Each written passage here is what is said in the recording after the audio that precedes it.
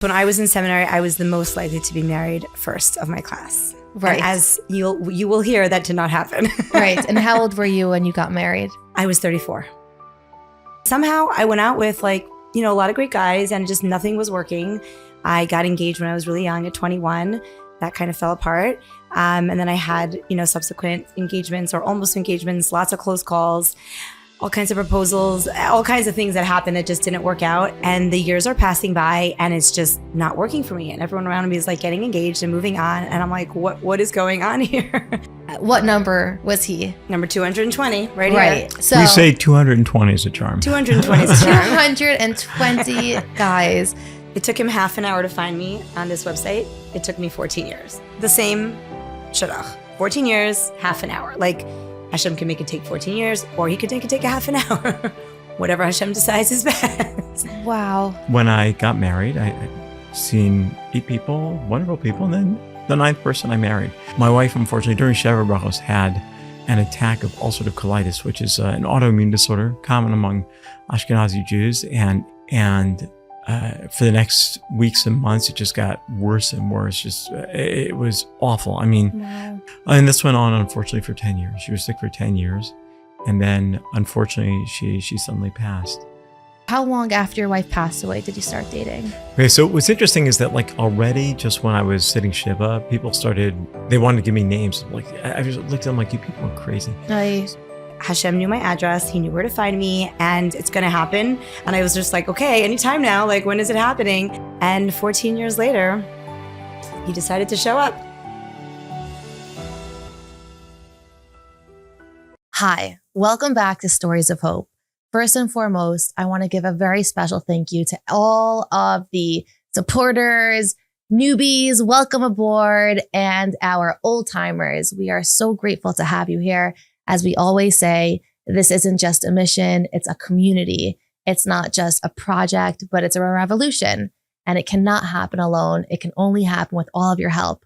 So thank you so much for sharing. Thank you for subscribing and commenting, because it's only with a lot of noise that we can create the change we need to see. So from the bottom of my heart, thank you so much for being a part of this amazing community and mission for change. I am so excited to talk about our next story of hope, Rachel and Ozzie. I can guarantee you that you've never heard a story like this one. Rachel is a firehouse of knowledge and experience, someone who has really struggled for 14 years to find the right person, and not just struggled with the doubt of the unknown, and not just with the doubt of the loneliness, and not just with the judgment and pain of what people would say, but also with the fear of the unknown. She shares with so much dignity and insight on the lessons she's learned, and really challenges us to think about how we've been doing things and how things should continue to be done. We also meet her wonderful husband, Ozzie, who shares his adversity through loss, his strength, and his complete honesty on dealing with challenge and how to face through his own version of the unknown. You're going to love this episode. Before we get to this episode, I need to share a quick shout out from our friends at Joma Shop. So as you can see, I've been checking out their website, not just because they're our new friends, but because I'm actually really intrigued to get a new watch. And lo and behold, they also have fragrances and jewelry still from over 650 brands. I mean, this is the real deal, and it's only at Joma Shop. They offer top brands like Rolex and Omega, and they don't just offer new products, but if you're budget tight, you can also purchase something used, which I've never seen before. Everything they sell is the best of the best, and you can even find online savings with as high as 75% off. These are really the people that you want to see. I already have a shopping cart that is filled with items, accessories, a pair of glasses, a scarf, and obviously a watch I probably won't buy, but just enjoy looking at. And of course, this is the best part.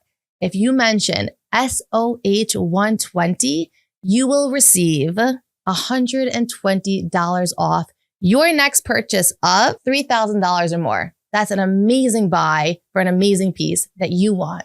So check them out at jomashop.com to get your next pair of accessories, glasses, honestly, fragrances, anything you can possibly want. These are your people. So like me, fill up your cart, check them out. jomashop.com is the place to go. Thank you for watching Stories of Hope. Hi, I'm Tzipora Grodko, and this is the Stories of Hope podcast. I am so excited to be here today with Rachel and Ozzie Burnham. And ever since I started dating, which was 10 years ago, Rachel, you were introduced to me by Leora Elin, shout out, to an incredible human being and matchmaker. And she always brought you up as a case A example of someone who had so much self-respect, dignity, and never let anyone else compromise her worth. And I would hear stories about you, and you sort of became my hero. And I never dreamed that we would ever meet. I know you live in Silver Spring. Silver Spring. Yep. It's not Hawaii, but it's not close. And I'm just so grateful to have you here. And Ozzie, I'm so grateful to have you here and hear your story. So we're going to jump right into it. We'll start with you, Rachel. Tell us a little bit about your background so we could get a little bit of a picture of how you grew up and who you are. Okay, so firstly, it's such an honor and pleasure to be here. And so I grew up in New Haven, Connecticut.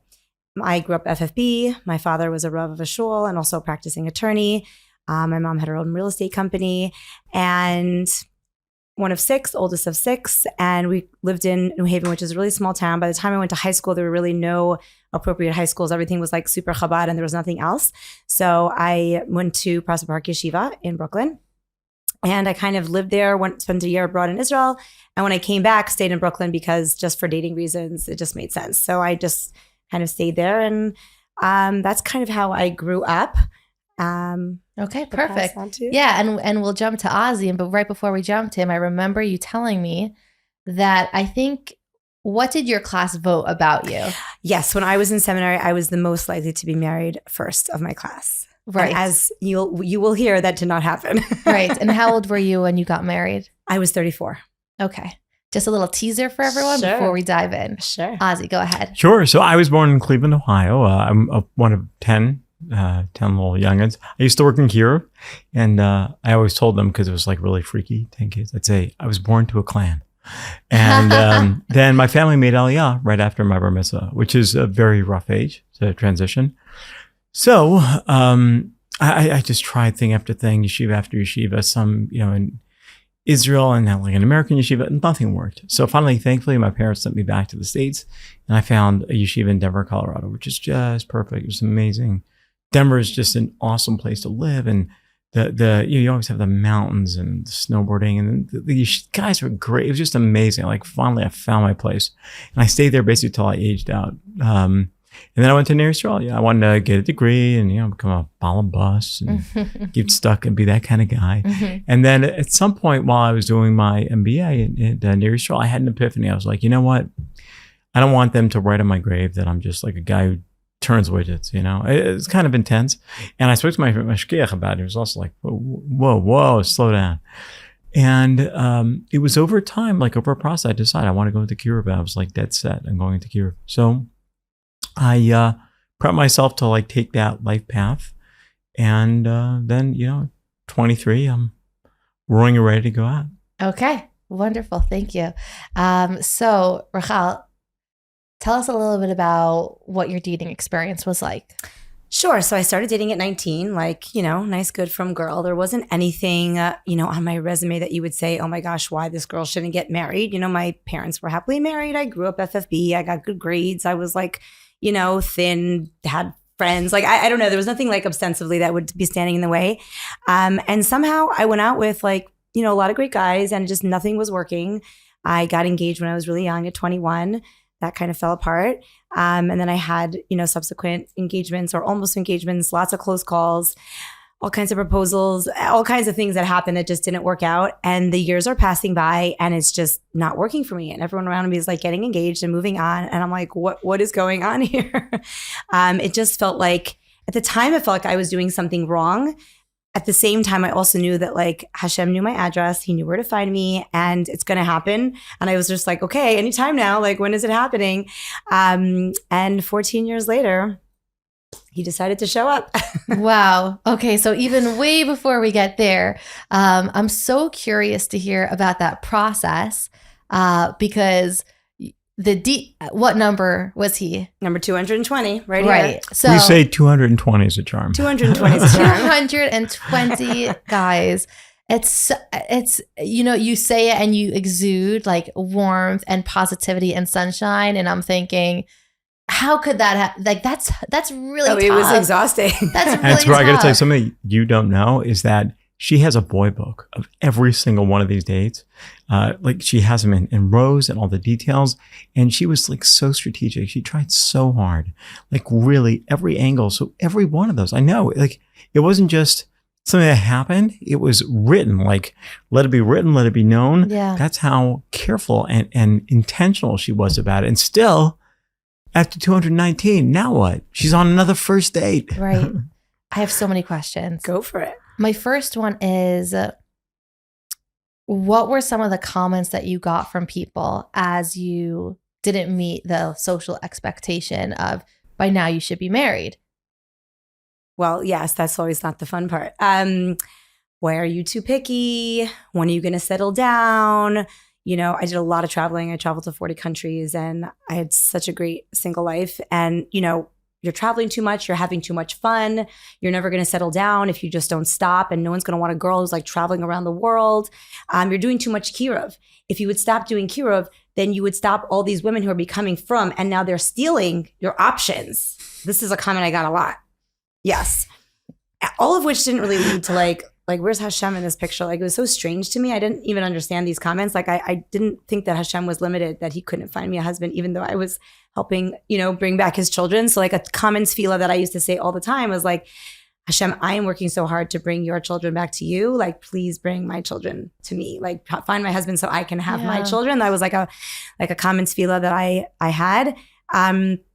A lot of the basic ones, you know, all the Emirates Hashem Bayus and all the like, you know, your time is going by, or like relatives are like, I don't want to die before I see you get married, like those kinds of things. Or I'd come back from trips and show them pictures and they're like, where's my grandfather? He should rest in peace. You know, where are the pictures of the guys? I'm like, what guys? You're showing me pictures of girls on vacation. Where are the guys? I'm like, Zadie, like I was on a trip. I don't want to see this. I want to see the boys. We're the boys, you know? Yeah. And he did pass away before he met my husband, unfortunately, but I'm still glad that I waited because I waited till it was the right person. So. And when you heard that feedback and those comments from people that may be listening, who may still be having a judgment, even as they see you married, they still might be having a judgment of, well, she was probably too picky. And that's a big one that comes up a lot. Yep. What would you say to them? I think it's very good to be picky. I think it's very healthy. Pickiness means that you have self-worth. It means you have value. It means you know who you are. You're only going to marry one person. I hope it should be forever. So like, let's make sure this is a good one, the right one. If you're someone who comes to me, and girls come to me all the time, like, tell me a little bit what you're looking for. I don't know, just like a nice guy. Okay, can you tell me like hashkafically, mitos, whatever, just like I want him to like me. That worries me. If you don't know who you are and you don't have value and you don't have self-worth, you don't know the home you want to build, then if you just marry any guy, you are subject to a dangerous situation. You could be taken advantage of. You could be abused. You could get into a relationship and realize, oh my gosh, this is not the life I wanted. Like, this is dangerous. So yes, we need to be appropriate and we need to be, realistic with, the fact that we all have flaws and nobody comes in a perfect package. And we also have stuff that someone's going to have to take on. Those are all normal things, but too picky. I mean, I once said, probably not the nicest thing to say, but I was probably really frustrated at a shadchan who was calling me and telling me again that I was so picky. And I said, how old were you when you got married? And she's like, I was 19. I said, wow, you were really picky. She's like, no, I told you I was married at 19. I said, you were really picky. She's like, what are you talking about? I said, you obviously thought that he had enough great qualities to marry at 19. He met your expectations. And Hashem did you a great chesed. He allowed that right person to show up at your door at 19. I'm sure you didn't just marry any old person. I'm sure you wanted to like him, respect him, have similar goals and values. Like, I'm sure there were qualities that you wanted, but because he showed up first, you think that you weren't picky. You were just lucky enough that he showed up first. Unfortunately, I wasn't that lucky yet, Yeah. And I just think it's so important that singles shouldn't feel like there's anything wrong with wanting someone that you want to be with. That's like not a bad thing. It's actually a very healthy thing within healthy, appropriate measures. Yeah. Wow. So what would you tell a mom listening who's thinking my daughter or my son is just too picky and they may end up living with 7 cats? Like, what would you tell that parent that's worried? And this is exactly what they're thinking, because it's not something that people usually debate. It's usually something people receive, internalize. And unfortunately for those listening, it creates a lot of shame, a lot of doubt, and potentially an unhealthy choice. Yes, 100%. So first of all, it's really hard to judge anyone until you've been in their shoes. And even if you've been in their shoes, you haven't been in their actual shoes. You might have been in similar shoes, but you haven't been in their actual shoes. So I think, as speaking from when I was single, every day I woke up and I looked in the mirror, I knew that I was single. I didn't need anyone to remind me that on Shabbos I was alone and Yom Tov I was alone. And when I went to sleep at night, it was silently quiet. And every Rosh Hashanah and every Yom Kippur I davened, and every Simchas Torah, everyone's dancing with their husbands and their kids. Like, I don't need any reminders that I'm single. Like, I know. And the person who knows and wants to get knows this and wants to get married more than you is me, because you go home to your husband and your family, and maybe you're worried about me and that takes up a little bit of space, but it took up all of my space, all of the time. And for anyone single, they know what that feels like. So the judgment is just hurtful. It doesn't actually accomplish anything. I think the thing that was most helpful, the people that I clung to the most, were the people that were supportive and that were encouraging, that were understanding. They were there for me after a breakup. They were there for me after dates. I had families that I was extremely close with that would like take me out on my birthday and take me to a concert to cheer me up. And I would go to cry to them after a breakup, and I just felt so safe with them. But there were many people that I avoided. You know what I'm saying? Like, if I walked into a room and they were having a conversation about something unrelated, let's say politics or current events, and I spoke up because I had an opinion, and a family member or a relative or friend would say, like, when you have a ring on your finger, then we'll be happy to hear what you have to say. So those were comments that were like brutally hurtful. And, you know, until you've been in those shoes, you really can't understand like what that feels like. But every single knows that they are single, and they know that they want to be married more than anybody else. And if they could just get married, they would. But they are trying to be picky in a healthy way, hopefully, because they want to find that right person so that it should last for a very long time. And I think something that we are seeing now is this increase in very young divorces. Our frum community should not have such an influx of a mass amount of young divorces. It's insane. And I see this in my practice where people are, but if I say no, then the Schatzlins will be upset. My parents could be upset. My parents said it's a really good family and it's everything I'm looking for on paper. Do you like him? No. Are you attracted to him? Not really. Do you want to see him one more time? No, I really don't. Why are you here? Everyone's going to be really upset at me. What if I don't have a date in another 2 years? I don't care if you don't have a date for another 2 years. I would rather you not be in a relationship that's wrong for you. And I have to like say this out, which is sad. Yeah. You know, where's the self-esteem? It's very sad. So yeah. Wow. So to summarize, to those that are listening that think maybe they're too picky, what you're saying is like suspend judgment and increase compassion, because you have no idea what this person is going through. And if you think about that comment for a second of understanding, more than anything in the world, this person wants to be married. Of course. Then it would help you maybe finally realize that if they could, they would, and it's just not the right time. And furthermore, to those that are single listening who have that pressure, which is a whole nother category in itself, like heed to your words, which is like it's your life, and you want to love it. And the pressure and, like you said, the low self-esteem, it only makes sense when you're surrounded by a lot of noise that tells you otherwise. And I want to pause here and hear from Ozzie, you know, as Rachel starts dating and she's having this experience and she's at, you know, 215, maybe she's not at 220 yet, or 199. Tell us a little bit about what your dating experience was like. Yeah, so my dating experience actually was very, very brief. I mean, I can tell you from the first day I got to Israel, I sit down to breakfast. I'm eating my, cornflakes or whatever. And this guy comes down, we're schmoozing for a bit. And he says, you know what? I have a great girl for you. Now, I just come from like a yeshiva where people weren't dating. And I remember blowing my mind. Like, I don't even have a room assigned yet. And I already have a date. Like, what is so, Ner Yisrael Baruch Hashem was a yeshiva where the guys were great guys. And, there were a lot of people who were interested in dating guys. So when I got married, I'd seen 8 people, wonderful people, and then the 9th person I married. So when I first got married, it really wasn't Baruch Hashem, that challenging. And I think part of my attitude was that, like, even though some dates weren't my jam, but I just felt like this is another human being. They're an entire world. I'm here for the next 2-3 hours anyway. So like, why not explore it? What does life look like from that island? And with that perspective, I never had a bad date, which was very helpful because my dating experience was like crystal smooth as just, the ocean on a perfect clear day. But it started to get really stormy once I got married. My wife, unfortunately, during Tzipora Grodko had an attack of ulcerative colitis, which is an autoimmune disorder common among Ashkenazi Jews. And it basically means that the body is attacking itself. And for the next weeks and months, it just got worse and worse. It was awful. I mean, Wow. 2 weeks into our marriage, she had lost so much. She looked just totally gaunt. We had to like pick her up to move her around, and I was sleeping on the floor of a hospital room with me on one side and my mother-in-law on the other side. And this went on, unfortunately, for 10 years. She was sick for 10 years, and then unfortunately, she suddenly passed. And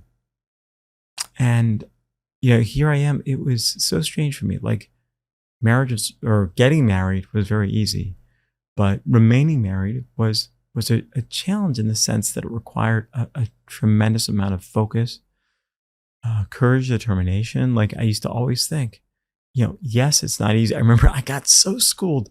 The first week after our Tzipora Grodko, we're going up to like buy furniture to New York. There's some discount place that she had like special access to, whatever. And we're there in the car, and she gets such a bad attack, I have to stop, and she's vomiting. It was just like horrific to watch. And we got back in. I said, it was so deeply insensitive. To this day, I'm horrified that I said it. But I said, this is really not what I bargained for. And she really set me in my place. She said, well, then I can go back to my parents. And it was such a gut punch. I said, you're right. You're right. That's true. That is my commitment.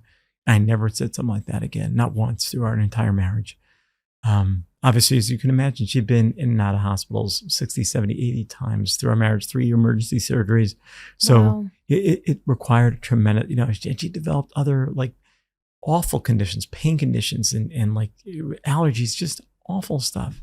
So I think I realized that the journey doesn't end when you get married. It's wonderful that you do get married, but Akash Baruch I could put each person on the journey that's best for them. So here I am after just over 10 years of marriage, and I'm back at square one. And I'm like at the age where I should be a seasoned dater, but I'm clueless. I'm completely clueless. And when I started dating Rachel, it's a story in itself.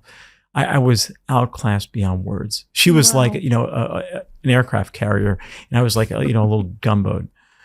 Wow. And I'm so sorry that you had that loss, and the challenge is unimaginable.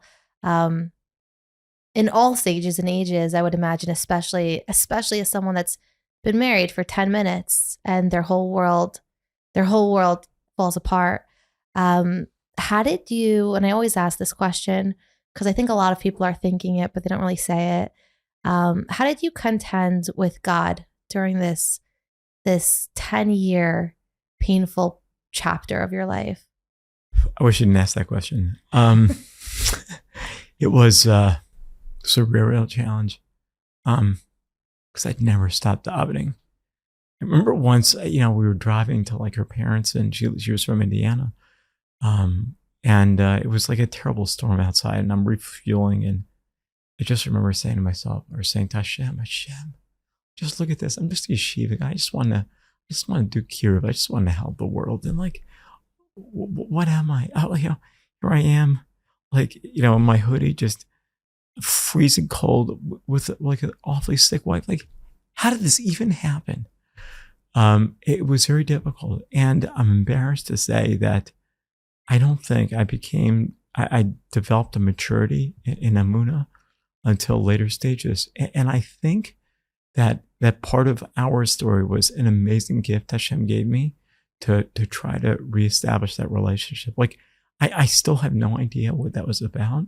But now I have strong confidence that there was a deep meaning in that very titanic shift in my life.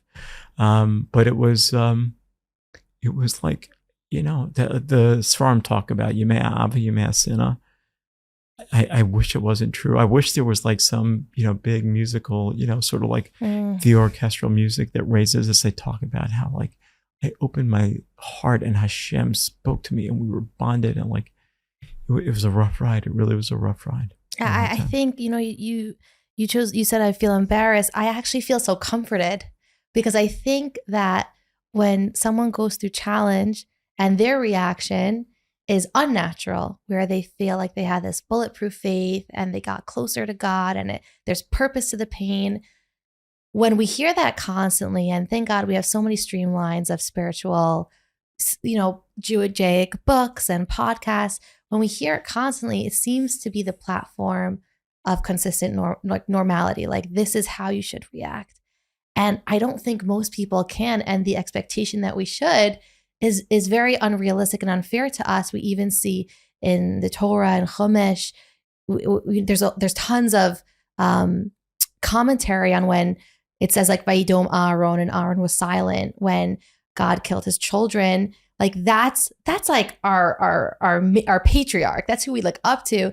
To expect ourselves to be able to react that way is unfair. And I really appreciate your authenticity, because I think that's actually the most relatable reaction of feeling confused, feeling in so much pain and distress, not being able to find purpose at that time.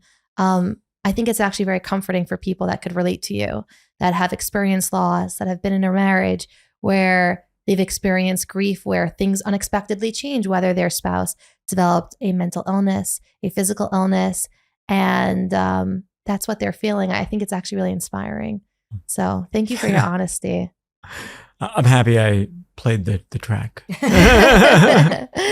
So I always say that I had it easier than he did, because, and people look at me funny, like, what do you mean you were single for 14 years? I'm like, those were good years. Like I had good years. I did great things. I feel like I fulfilled a great tafkid. I did a tremendous amount of kiruv. I had a great job. I had tons of great friends. I traveled the world. I did lots of chesed. And I always had the hope that the next phone call or the next doorbell ring could be that right guy. How?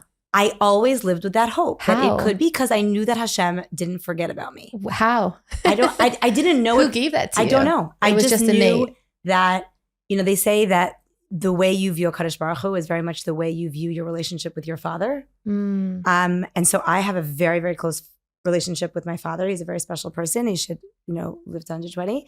And I guess I just get that. Like, I just always knew that my father would always care for me and take care of me. And so it was just something that I carried. It was a given. I don't actually feel like I deserve credit, like I worked on it. It was just something that I always felt. And my actual father would always say, like, he's out there, you're going to find him. I just know it. He's going to be awesome. Like, he would always build me up. And so I was living the life. Like, I was having a great life. Everyone else around me was worried and stressed out.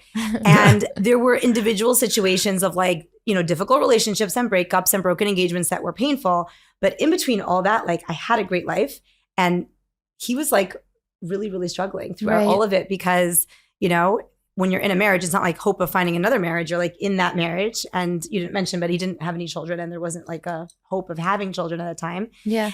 So in a sense, I had it much easier. And I always say that, like, for all those people, going back to your judgment question, for all those people that were judging, if I would actually sit down and open that book and go through every single name and every single relationship and explain to you why it did not work out, everyone would agree with me that it was a good idea to walk away from that.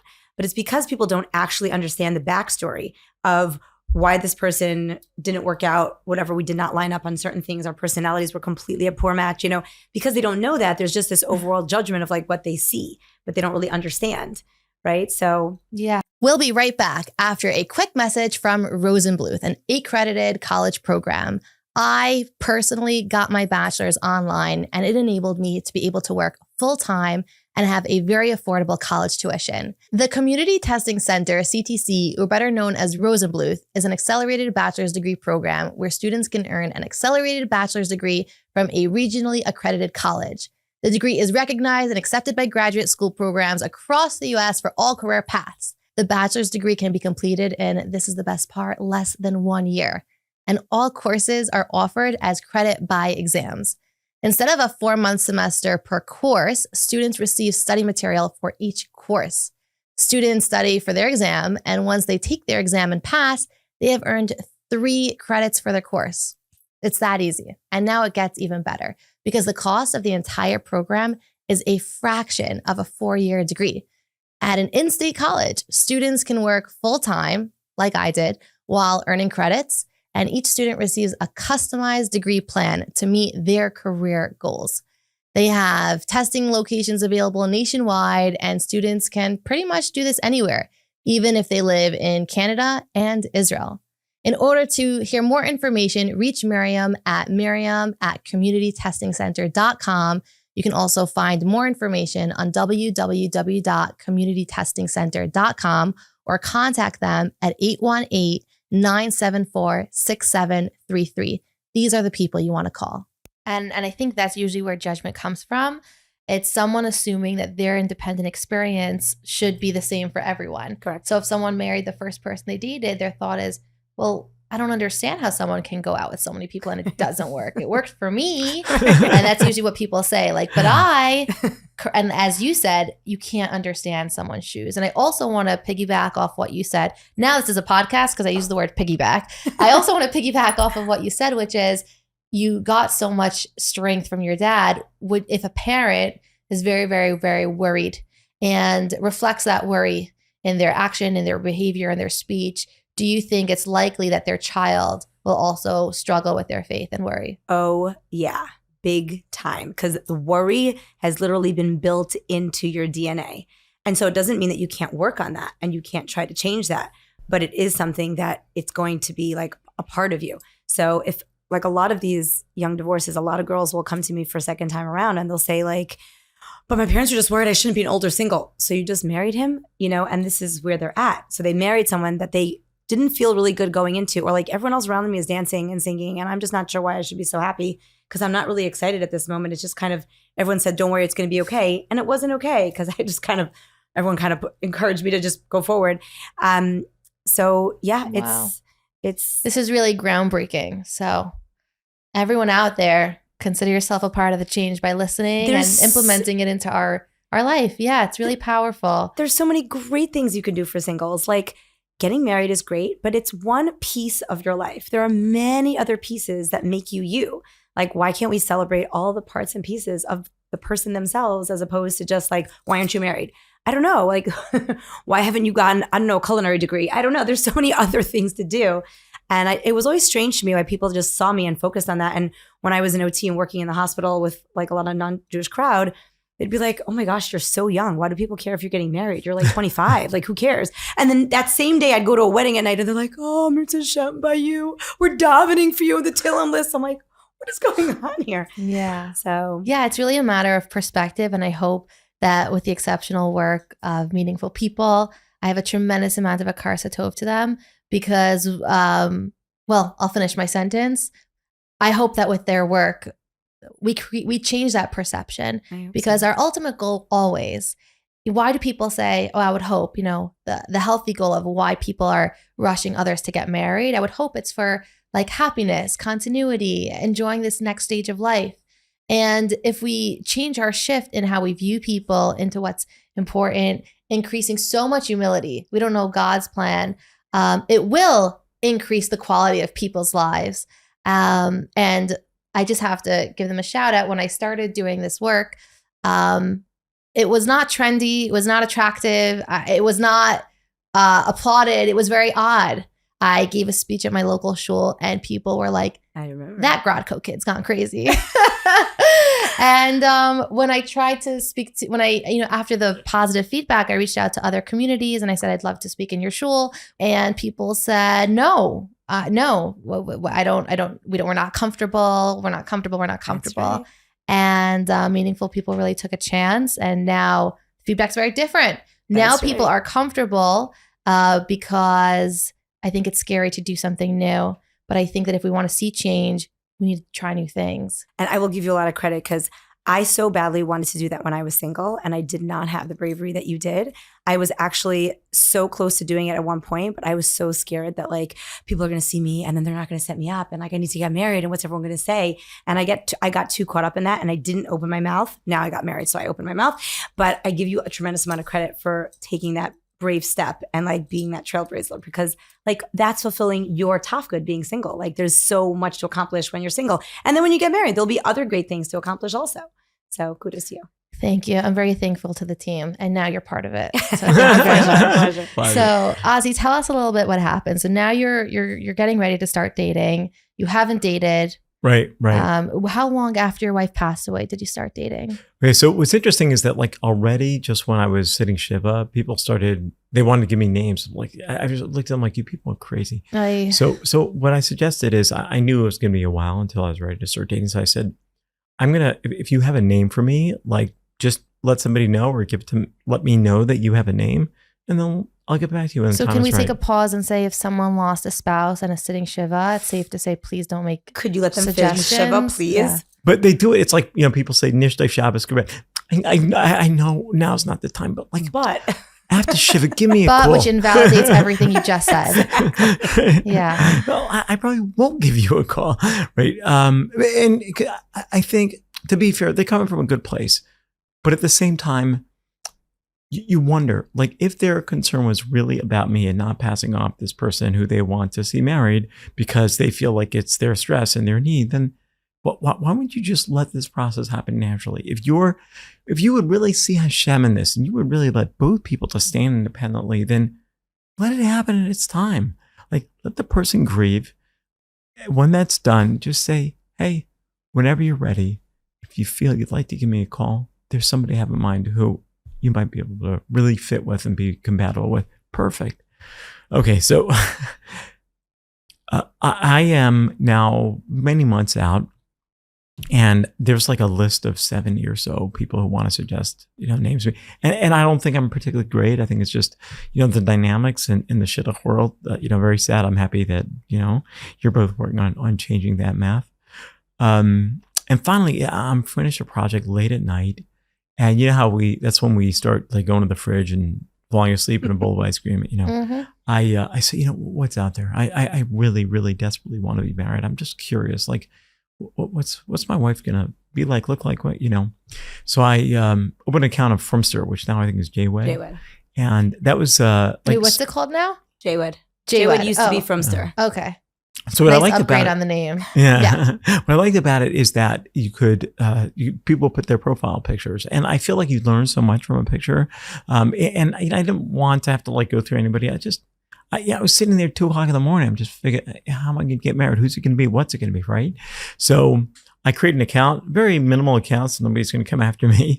And I start going through profiles, and within about half an hour, I come across this profile full of life. And there was just something about this girl that completely validated the screen name. The pictures with that like curly brown hair in the wind and just that huge smile, and how she talked about Kiruv and her family in this small town, and how much they cared about helping it. Like, there's something, it was so authentic, it was so real. It's like, wow, that's a special girl. So I was kind of efficient. I went through, let's say 300-400 profiles. Oh, when I put in my search criteria, 1,800 people came up. That didn't happen to me. Wow. Yeah. So I figured, okay, let me find out. I did this for a few nights, and every night before I signed off, I would go to that profile, the full of life, and I just, pause there and say, wow, what a unique person. So finally, after, doing this for a while, I called my colleague at Yale. I was working here at Maryland. So I called my colleague in the same organization at Yale, and I said, there's this girl from New Haven, I only had this profile name. So I had to can you get some intel on me? So he got back to me, and he started telling me about Rachel. And everything he said was like spot on, just what I was looking for, the family, the person, the personality. And that night I went back and I shut down my account, never again to be open. I said, if there's one girl on this site that I'm going to first date, it's going to be this girl.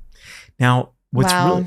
really, but there's more in such an interesting way. It was going to take some time because okay, there's one more really important story, which again, this is where Akash Baruch Hu start to say, listen, I know we went through some tough times. It's time for some lollipops. Here come. Bubula. We're going to have some good times together. So I get a call. I'm speaking with my sister and she says, there's this girl who's looking into you. And I said, okay, very good. You know the process. Just take the name down. And I don't want to write anything.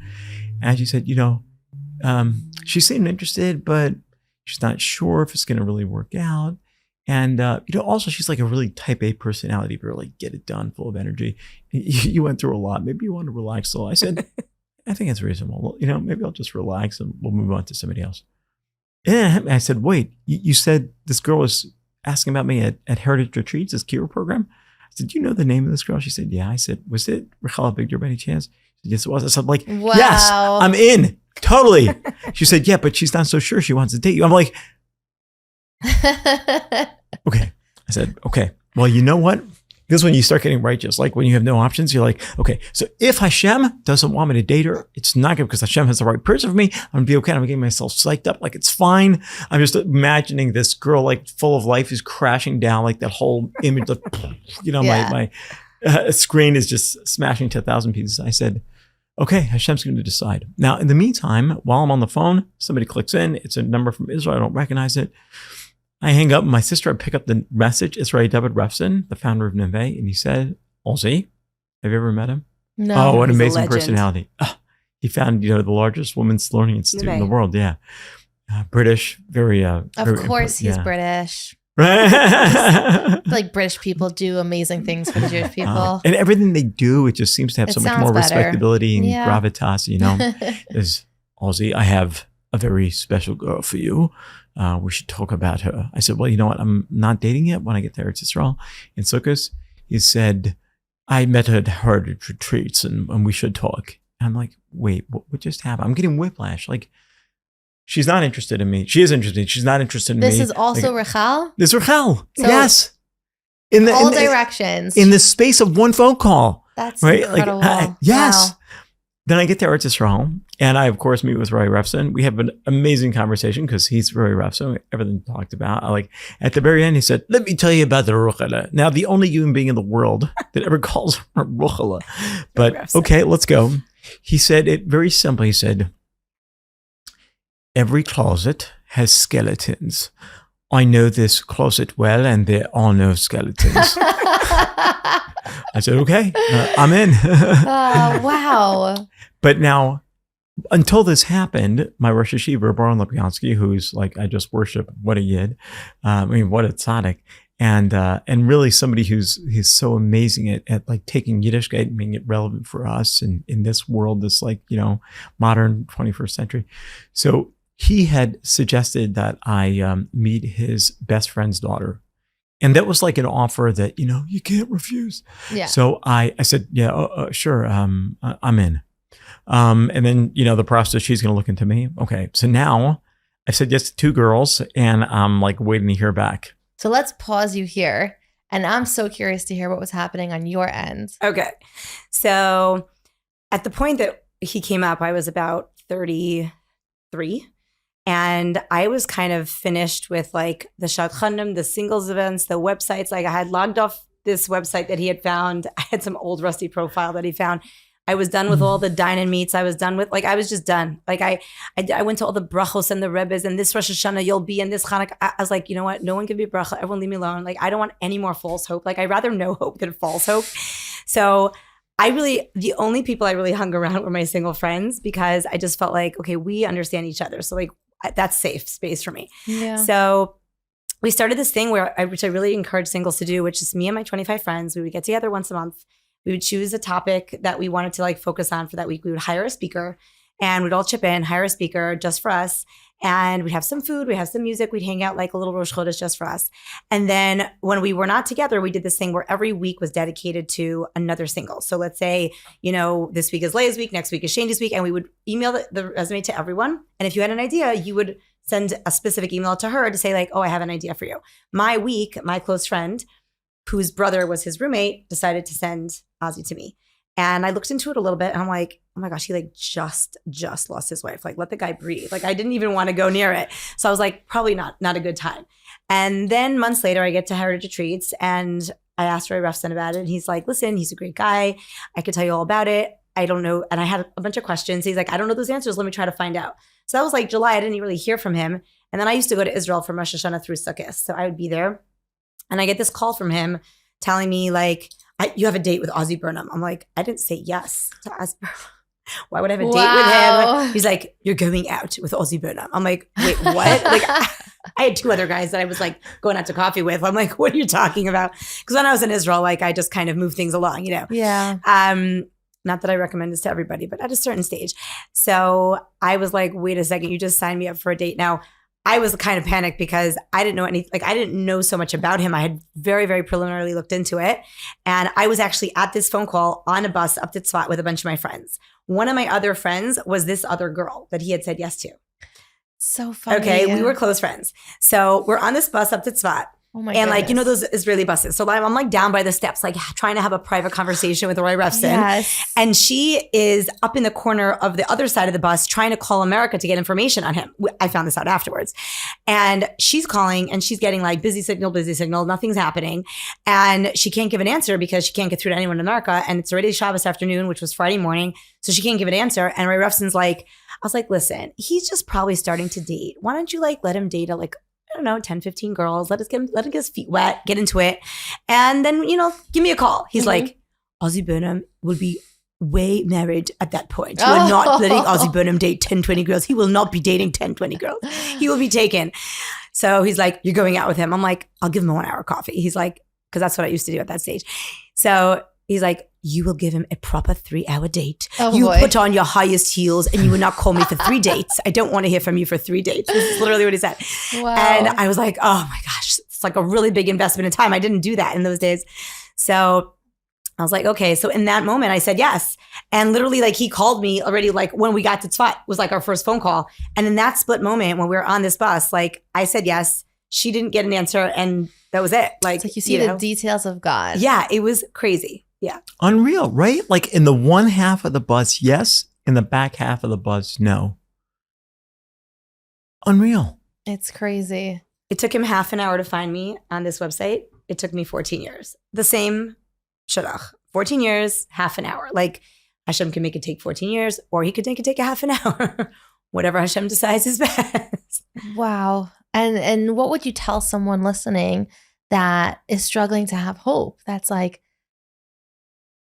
you said, like, I'm just done. I don't, how do I believe it's out there when I feel like I'm done? What would you tell that person? So first of all, you know, I sometimes say that the life that I think that I should have and the life that Hashem thinks that I should have, that gap is like a lot of like depression and anxiety. Because I believe that I should be married right now, which is very nice. And I know that I want that for everybody, but that's might not be what Hashem thinks is best. Maybe you're not ready. Maybe he's not ready. Maybe we're not ready for each other. And I actually see this with a lot of my singles that I'm very happy that some of them are single because they need some life to be able to mature them. And they will be better off in their marriage in the future when they grow up a little bit. You know, getting married very young seems very glamorous. It could also be really, really hard because like you're a baby, he's a baby, you're trying to mature yourself as you're going to school, as you're trying to like raise real babies. Like it's a lot to balance. And so I think people don't really focus on the fact that there are 2 ways to do this. You can get married really young and struggle together and grow yourself at the same time that you're growing your family, or you can grow yourself in order to meet that right person who is right for you when you are mature and ready and in the place to have like a much more mature relationship. So when I look back at my single journey and all the serious relationships and the broken engagements, I don't think that I would have been able to marry someone who had been married for 10 years if I didn't have that level of relationship experience that I had through all those intense, deeply, you know, difficult, but also deep connections. And so I'm thankful for that. I also feel that people don't like to stop and smell the roses. And like, we have to just be able to enjoy every stage that we're in. So I know that for me personally, and I don't know what other people do, but for me personally, like I sucked all the joy and all the enjoyment out of being single. I lived a very full life. I had amazing experiences, great friends, travel the world, kirov, chesed, family. Like I have no regrets. I happen to have been single, and that made other people feel uncomfortable. But at a certain point, I was just like, I'm sorry if it makes you feel uncomfortable, but that's just not my experience. Like, I'm a happy person. I know. I look in the mirror every morning. I know I need to get married. Thank you so much for reminding me.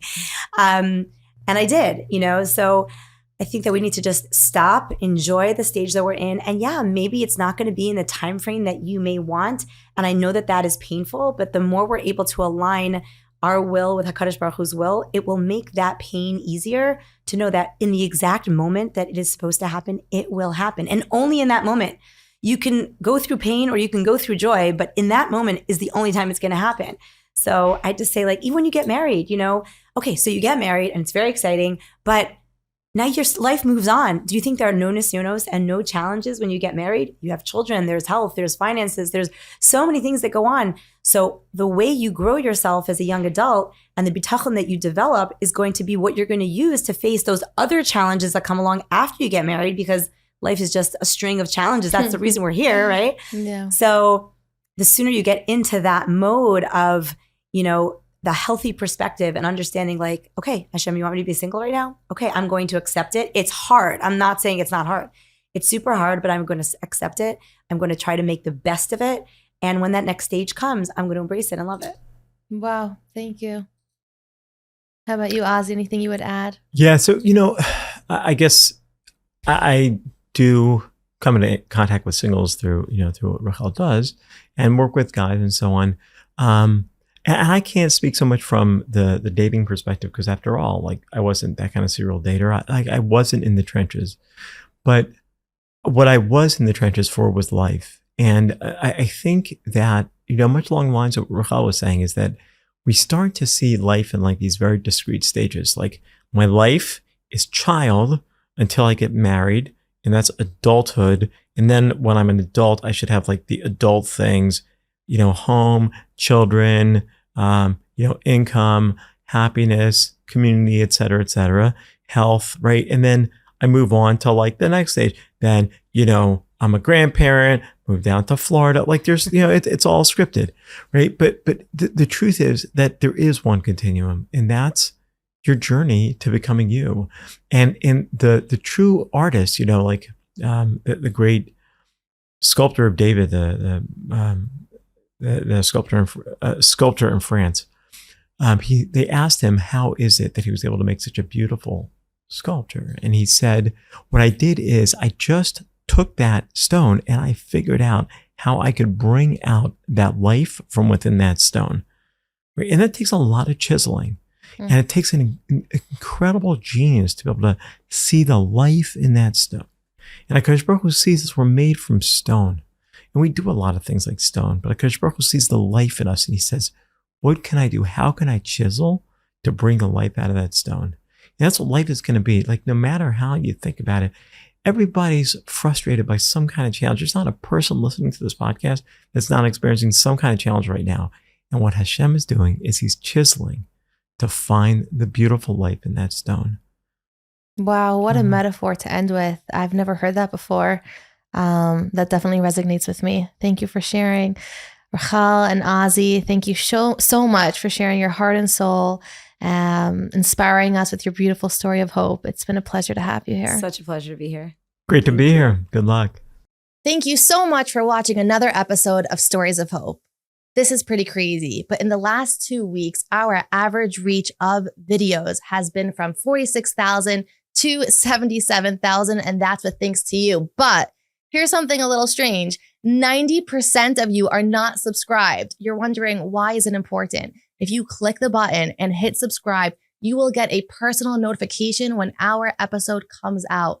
It's free, it's easy, there's no scam. We just want to get our content to you as easy, as efficient, and quick as possible. So click the subscribe button so that you can get the best in the best way that best serves you. Now, another topic. If you or someone you know has a story of hope and wants to be a part of this revolutionary change that we are working so hard to do, please contact us at soh@meaningfulminute.org. This is not something that can happen alone. So please don't underestimate the impact you can have. And I want to tell you a little secret. If you're concerned and scared to step forward, or if you think, well, this isn't something I'm comfortable doing, listen, I'm not comfortable doing it either. Change doesn't happen through comfort. Change really happens by doing something that no one's done and by being courageous and brave. So I ask you, please be brave. Please step forward. We've received countless emails of people asking for specific stories from specific demographics. And I've reached out to people in those demographics, and the answer is, I'm so grateful you're doing this. I needed something like this, but I'm too scared to come forward. So if you're listening and you're one of those people, we can simply have a conversation. It's not a commitment. And I appreciate anyone considering to come forward. So reach out with your story at soh@meaningfulminute.org. I will personally be corresponding with you, connecting with you to see if you can help us with this mission for change. And now, for all those that have businesses who want to help support this mission and receive insane exposure, as I've previously said, we've had hundreds of thousands of viewers, and this is just in the beginning. We're only at episode 5. So imagine how much farther that reach can go.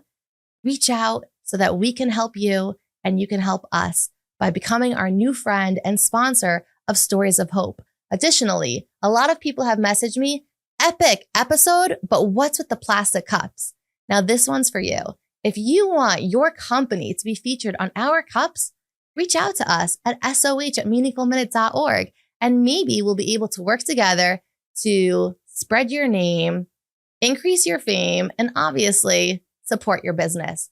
Contact us now at soh@meaningfulminute.org. I'm so grateful and can't wait to hear from you.